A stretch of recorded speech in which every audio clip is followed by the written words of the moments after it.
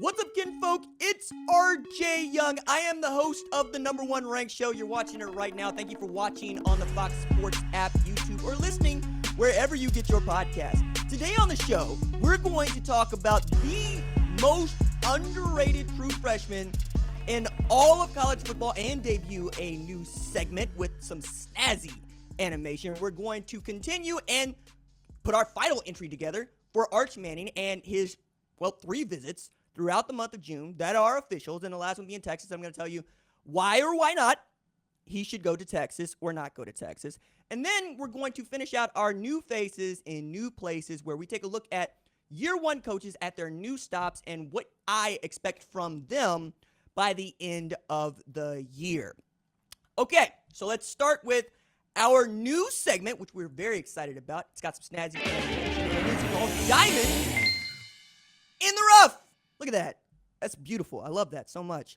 Today, we're going to talk about Aaron Graves, who has, the honor of being the first ever Diamond in the Rough right here on the number one ranked show. Now, I'm going to set this up because it's talking Iowa football, and I almost never have an opportunity to talk Iowa football in the offseason because Iowa football does not do much in the offseason. As a matter of fact, they didn't really do anything in the transfer portal at all in the offseason. They have made a living out of identifying players in high school, redshirting them, growing them up to be big, fast, strong Hawkeyes, and then trying to overachieve in the Big Ten West. And that's exactly what they did in 2021, going 10-4, getting into the Big Ten championship game, eventually losing to Michigan, who played in the college football playoff and then got housed by Georgia. But for Aaron Graves, this is remarkable. Now, many of you might have seen last week I tweeted about Aaron Graves because he had won Max Prep's National Male Athlete of the Year, which is no small feat. The other people that have won Max Prep's National Male Athlete of the Year include Kyler Murray, Derrick Henry, and Patrick Mahomes, along with guys like Ohio State Terrell Pryor. And this goes back to 2008. As you can see, good God, this is a child. I mean, this is a new man, but look at this. Like, this guy's made in a lab. That's what I'm trying to tell you. Kirk Ferentz went and grew this dude into a lab because he is the perfect Iowa football player for Coach Ferentz. So let me reel this off, right? He's a defensive lineman, plays edge, I think, but we'll see this absolute unit. Goodness me. He doesn't have a Twitter account. Not much of a social media presence at all, which, every college football coach would love, but Kirk Ferentz, I got to believe, loves a little bit more than most. He had a 4.0 GPA in high school. He already has his associate's degree, right, that he got from Iowa Central. He is 6'5". He is 270, and he is physically comparable to J.J. Watt and athletically comparable to Aaron Donald. Now, the Aaron Donald comp, I understand, but you can see the J.J. Watt from him doing those stiff leg deadlifts. That's ridiculous. He is the first Max Prep's National Male Athlete of the Year from Iowa, right? And this dude lettered in 4 sports. Now check this out. 63 tackles, 14 for loss, 7.5 sacks at nose tackle in high school. Also played guard for Southeast Valley. He finished 28-3 and placed 4th in the heavyweight wrestler division as a senior in Iowa, which is no mean feat, right? Because, no small feat. It is a mean feat. Iowa produces wrestlers, kind of like Oklahoma produces wrestlers. Shout out to the Memorial Chargers, for which I was captain of the wrestling team. We didn't do that much in-state, but it was fun. Meanwhile, we got places like Coweta. We got places like Catoosa, and then everybody wants to end up at Stillwater to be coached by John Smith. That's what you had at Iowa, right? You have it right now. Iowa and Iowa State wrestling is ridiculous. It's why they have a great high school wrestling culture, and this dude has basically got 28-3 record off of athleticism because he does not have time to devote to exclusively wrestling. I would love to see what that man is capable of as a heavyweight in college. Wink, wink, nudge, nudge, Iowa wrestling. Anyway, the Hawkeyes are deep at defensive line, so, they got 8 players that they're probably going to rotate in, but it'd be really difficult to keep this dude off the field because he's just an athlete. Look, 22 points, 8.2 rebounds per game. In track, he threw the shot 53, 9 3/4 inches, which is ridiculous. All right, other part about this that I really love is that Aaron Graves perhaps could come out and be the best defensive end to be produced out of Iowa. And this is a place that has produced some outstanding defensive ends, right? A.J. Epineza comes to mind. Viv Valkenburg comes to mind. Like, he also will have an opportunity to go against what I think is going to be one of the better offensive lines in football, because that's just what Iowa does. Now, I'm mentioning Aaron Graves here because I am that excited to see this dude play football, but also because Iowa's defense could again be one of the best in the country. I was just taking a look at this. They got two dudes that had 100 tackles last year returning at linebacker, right? One of them in particular had 140 tackles in a season of football. Other had 105. We're talking about Riley Moss having 4 interceptions, and we're talking about an Iowa defense that had 25 interceptions in 1 year of football. I, like you, would really like to see Spencer Petras come on and be the kind of quarterback that we've pretty much never seen at Iowa, where you throw the ball around, you have a good time. Peak Iowa is basically the best Wisconsin team ever, right? Now, in the Big Ten West, you have some teams that I expect to be there. Minnesota being one of them. Nebraska, I want Nebraska to be good, just like most people in Nebraska want Nebraska to be good, to be honest with you. And then we can see, right? It's kind of wide open. Purdue is, I think, doesn't get its due, no pun intended, but it's all about whether or not they can distribute the football and distribute it well. I'm excited to see what this dude does. Kirk Ferentz offered him as a freshman. He said yes on the spot. He did not take any visits anywhere else. He did not want to hear from anybody else.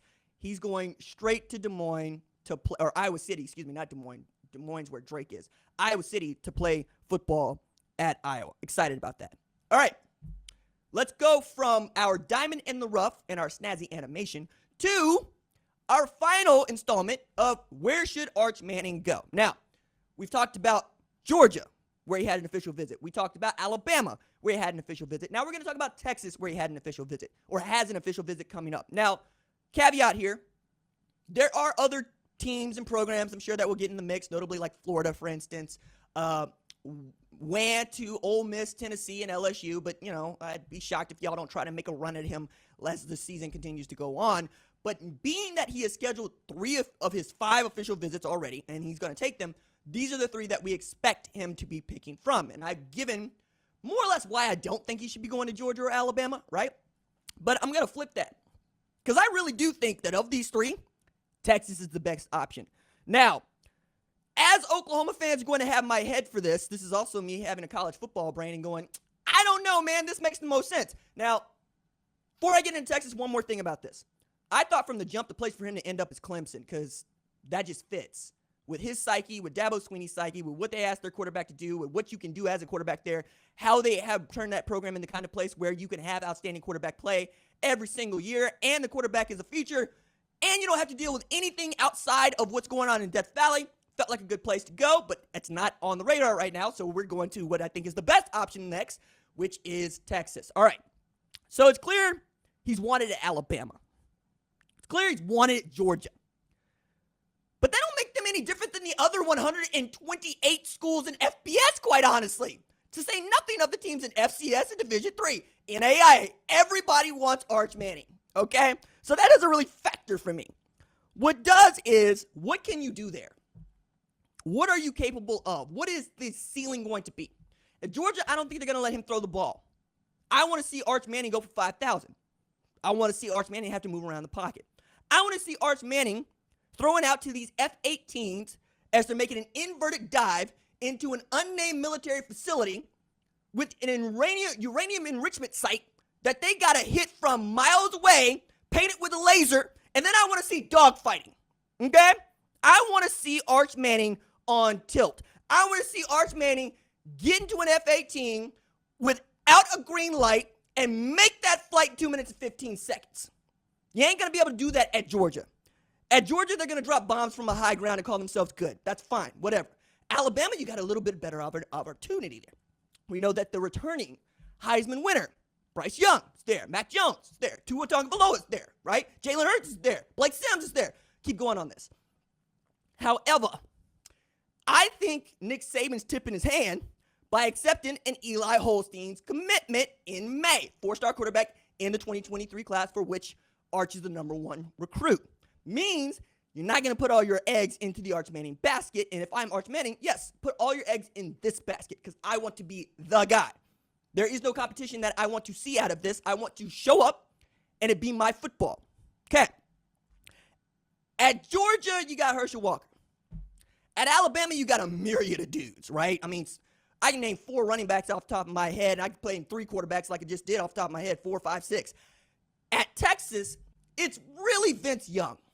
That's your legend, right? I know that there are Texas fans that are listening to this or watching this saying, RJ, it's Colt McCoy. It's Cedric Benson. It's Ricky Williams. Hell, they'll throw Earl Campbell at me, even though most of them wasn't even alive when Earl Campbell was playing football. But you know what? Fine. Okay? You can have that along with having the last, well, I'm not even going to take it there because I don't need to take it there. Suffice it to say, you, as Arch Manning, would be able to become the legend on the 40 acres, right? What Vince Young did against USC 2005, we think won't be overcome just because of how good that USC team was and how Vince said, hey, we run in Texas spread, everybody get on my back. Inspired a Friday Night Lights TV show character named Vince Howard, right, where they ran Texas spread. I think that Arch could do that at Texas given the opportunity because they damn sure wanted Colt McCoy to be that guy. And then Colt McCoy got his head handed to him out there in 2009 as Garrett Gilbert got in there and got his head handed to him by the same Nick Saban. You would love nothing more than to have Arch Manning on the 40 acres, not just wearing a visitor's pass and a polo as he is here, but in uniform at the Cotton Bowl coming after my team, Oklahoma. You would love to see him lead Texas into its new era of the SEC, into an SEC title game where I hope there are no divisions, so you could end up with Texas versus Alabama, Texas versus Georgia, and perhaps into a national championship, first one since 2005. Now, other part about this that I find miraculously interesting, and I think doesn't get enough credit, Texas gets everybody Texas wants to get, with few exceptions. Even in this last decade where Texas has been god-awful at times, where Texas has failed to produce a draft pick at times, we're talking about Texas still being in the running for being a top 10 program, even a top 5 program, even having a chance to win a national championship this year, because that's just how powerful the Longhorn recruitment reach is in the state of Texas and the, well, states around the country. I mean, Bijan Robinson's from Arizona. I keep telling people, if y'all put a fence around Arizona and you tell Arizona State and Arizona to erect that wall, because you want them on that wall, you need them on that wall, you would have one of the best football teams in all the country. I mean, off the rip, right? Mark Andrews won a Mackey Award. He from Arizona. Spencer Rattler's from Arizona. Bijan Robinson from Arizona. Jake Smith's from Arizona. I can keep throwing out dudes from Arizona. Okay? That's how far Texas can extend its reach. It can go to the East Coast, West Coast, Midwest. It can get who it wants to get. And if it also erected a wall around the state of Texas, because you want them on that wall, you need them on that wall, maybe Garrett Wilson doesn't look Texas dead in the eye and say, nah, y'all not going to develop me. I'm going to go to Ohio State, where I was developed into a first-round draft pick, and I wasn't even the most talented wide receiver on the roster. That's Jackson Smith and Jigba. Okay? Texas can do that. Instead, they losing dudes like Evan Stewart to Texas A&M, right? Could have gone down there to Yates, go get who you want to get. You can go over there to Reagan, go get you a Trevor Knight if that's what you really want, right? I'm saying that ain't what you really want, but you go get it. That's what I'm saying. Cedric Benson, Midland Lee. Hello? Do I need to give y'all the Midland Lee speech again? Do I need to give y'all the Odessa Permian speech again? Do I need to tell y'all that Texas is so big that not only can they field a competitive roster for the Longhorns, Baylor, A&M, Houston, Texas Christian, Southern Methodist, North Texas, I can keep going here. And yet the flagship, the one school the university is built around, is the University of Texas. Now put Arch Manning there, where you have other players saying, I'm waiting to see what Arch Manning does before I take a look at Texas. I don't know why you are not throwing the kitchen sink at this. You need to be sending Peyton Manning, Eli Manning, Cupper Manning, Archie Manning, all the Texas Longhorn merch you got. And even if that man does not want to name, image, and likeness deal, and he apparently does not, you still need to show him what the business plan could look like. Because he might change his mind. I'm saying, if you are Texas, Make it so attractive that this man wants to go get his master's and his law degree and run for office in the state of Texas. Make yourself open to him as he's in Louisiana. He's across the street. This is a slam dunk for me. Now, again, I'm saying this as an Okie, as a graduate of the University of Tulsa and the University of Oklahoma. I am not rooting for Arch to go to Texas. I'm telling you, it's the best place for him to go. Now, that said, Sam Ehlinger went to Texas. Oklahoma dealt with it. Just going to put that out there. They got Quinn Ewers in there now. Maybe Quinn has a great year, has another great year, and boom, there you go. You got Arch Manning there. That's what I'm saying. The succession plan is easy. Now, Texas got to keep up their end, right? Texas has to go and win football games in 2022. Because nothing is going to torpedo your chances of winning the Arch Manning sweepstakes like putting together another 5-7 season. This is why I'm catching so much shade, so much hell from everybody as I continue to say Texas should be good 2022. I expect them to be up there chasing the Big 12 championship, if not more. Okay? You go and you lose to Kansas in Austin, people are not going to let you forget that. Okay? You lose to Kansas a few years back in Kansas, people are not going to let you forget that. You had Oklahoma dead to rights in the Cotton Bowl. People are not going to let you forget that. You lose to Arkansas. People are not going to let you forget that. I'm trying to tell y'all, you're going to have to keep up your end. So hand the ball to the Brahma Bull in the back that is Bijan Robinson. Let Quinn Ewers cook. Let Isaiah Nayer go do that F-18 thing. Let Xavier Worthy go do that F-18 thing. Let Jaleel Billings. You see what I'm saying here? I'm throwing at you weapons. Weapons, all right? And those are dudes that they picked up off the street. Isaiah Nayer's from Wyoming. Jaleel Billingsley couldn't even start at Alabama toward the end. Ajay Hall, who the hell knows? But if he ends up over there, I'm saying, what else do I have to do to tell you, Texas, to help me help you? Again, this is out of goodness of my heart. Because everything in me says I should just be dunking on this, but I'm not. One, integrity. Two, I really do want to see Arch Manning play football. And that's what it comes back to for me. I do this job right here for two reasons. I love the stories of players and coaches, and I love watching people do something I physically could never.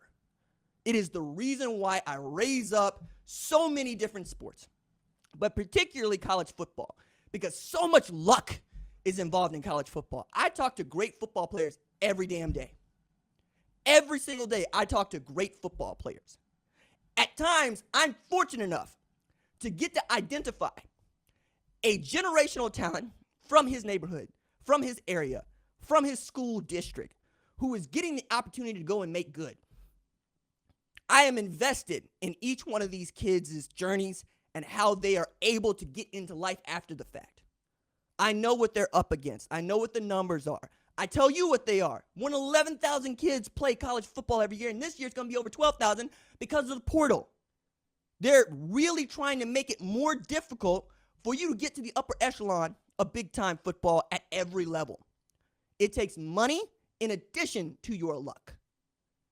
And Texas, who has the most luck and the most money of most people, every year, Texas and Texas A&M bring in the most money of any major university in its football program. This is why we go so hard on Texas. This is why we expect Texas to be good every year, because when it comes to advantages, you have them. Now we want to see you take those advantages and go win championships with them, right? Many of y'all know, again, F1 counter, I'm a huge Lewis Hamilton fan. I'm a huge Lewis Hamilton fan because the man has been dynamic and amazing in a sport where he should not exist. It should be impossible for Lewis Hamilton to be an F1 driver, let alone win 7 world championships. People will tell you Mercedes has given him the best car, except for this year, for the better part of 10 years, for the better part of a decade. For the entire V6 hybrid era, he had the best car. You know what he did with the best car? He won championships, and the only time he didn't win one in a Mercedes vehicle was when he got beat by his own teammate at Mercedes who had the same equipment. Texas, you are Mercedes. Act like it. Now go get Arch Manning and put him in the damn car. All right. From this to new faces and new places. This is the final installment of a series for which we have been comparing new head coaches at universities and trying to figure out which one of those two is going to have the better season. We have done Brent Venables and Lincoln Riley. That'd be Oklahoma, USC. We've done Marcus Freeman and Brian Kelly. That'd be Notre Dame and LSU. We have done Mario Cristobal and Dan Lanning. That would be Miami and Oregon. And now we want to talk about Billy Napier at Florida and Tony Elliott at Georgia. Okay, so how will Billy Napier do at Florida in year one? Schedule first. So they got October 1, they got Eastern Washington. And I circled that game because that is a money in the bag candidate. I've already put in the open records request to find out how much money Eastern Washington is going to make from playing against Florida. And then if a team that finished in the top 10 in the FCS and won 10 games last year goes and gets a win in the swamp, good luck, dog. That is not a good look if you are Billy Napier in Florida in year one. And as money in the back shall return, without a doubt, in 2022. Again, I'm excited, because that's going to be toward the end of the money in the bag season, right? We don't get a whole lot of opportunities for money in the bag in November, in October. It's definitely not in December. So we're going to get our licks in August and September. I'm telling you, y'all going to get enough for scheduling these dudes, paying them a lot of money, and then getting your butt kicked. All right. Then after that, you have the entire SEC East. Okay, good luck. But before all of that, you got Utah in the swamp. Utah ought to be really good. They returned Cam Rising. They got 2 outstanding tight ends. They have Tavion Thomas coming back with 21 rushing touchdowns. And they expect, even losing Devin Lloyd and Nephi Sewell, that they will be good defensively. They're also going to run the ball, and they're going to play great defense, and they're going to play keep away from your dude, Anthony Richardson, who I'll get into here in a second. September 17th, you got Jeff Scott's USF. We'll see how that goes, right? I could see you at USF making that a game, right? South Florida can make that a game. But there's a reason why they feel good about what they're doing, and they also are going to get new facilities here soon. So I expect the Bulls to be on par with UCF, if not with Florida, in a very quick amount of time. And then your crossers this year are versus LSU on October 15th. That'd be at Tiger Stadium. Or excuse me, not at Ben Hill Stadium, excuse me.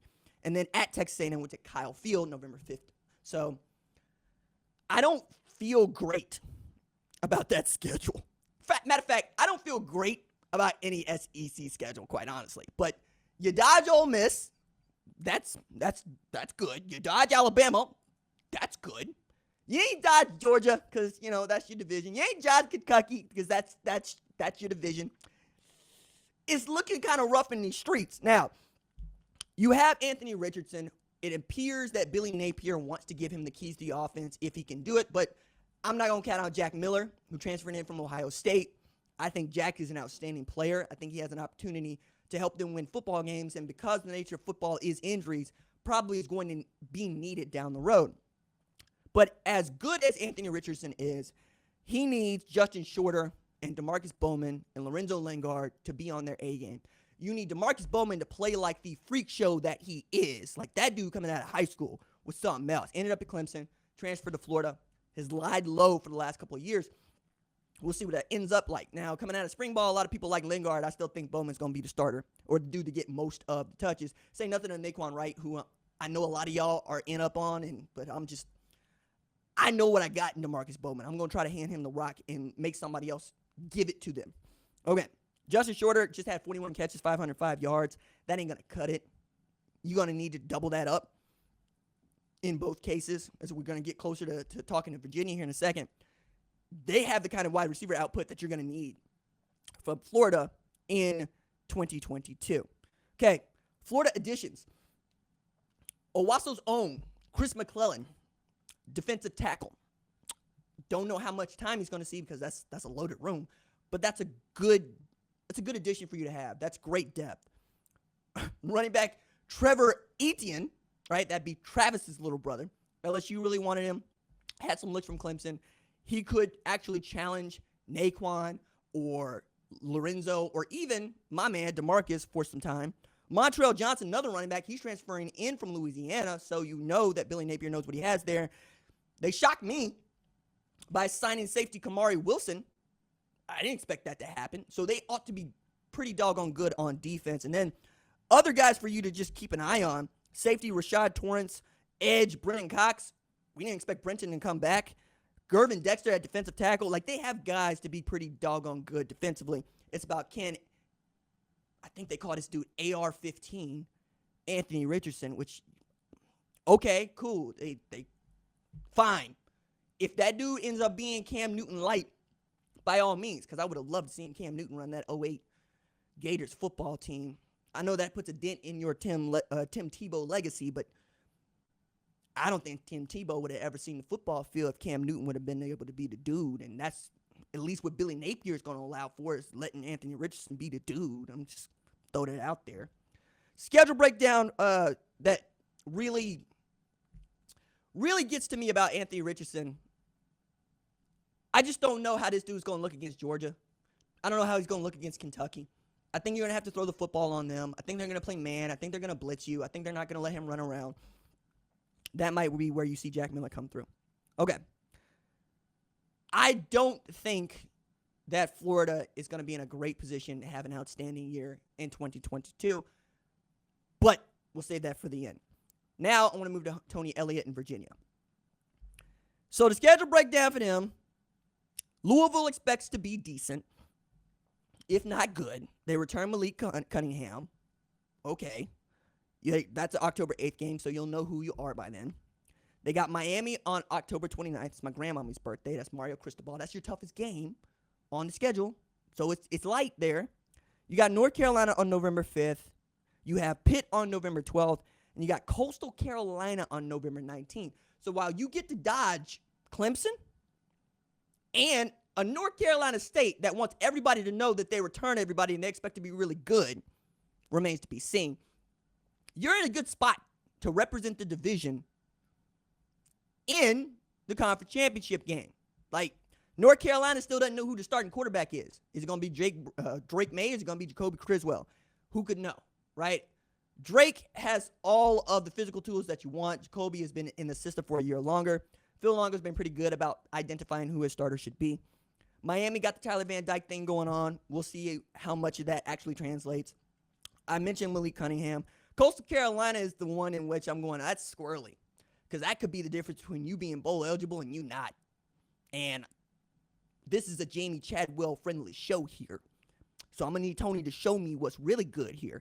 Also, just because it's me, that's another black head coach with a Power 5 job. I'm excited about that as much as anything, quite honestly. Like, between him and Marcus Freeman, I'm having a good time, okay?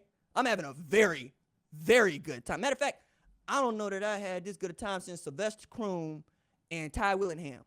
That was a damn good time. I enjoyed the hell out of that. Sly Croom, to the heart, Mississippi State. All right, Stars 3-0 at Virginia. First is the quarterback, right? Brennan Armstrong. So I'm going to make sure I get this right because I had this take, drawn out 6 weeks ago. He accounted for 4,700 total yards, 40 TDs in 2021. The only quarterbacks to accomplish that feat in the college football playoff era is him and Bryce Young. That's it. Okay? You know what you got there. Assuming Bryce is a first-round pick, right, in 2023.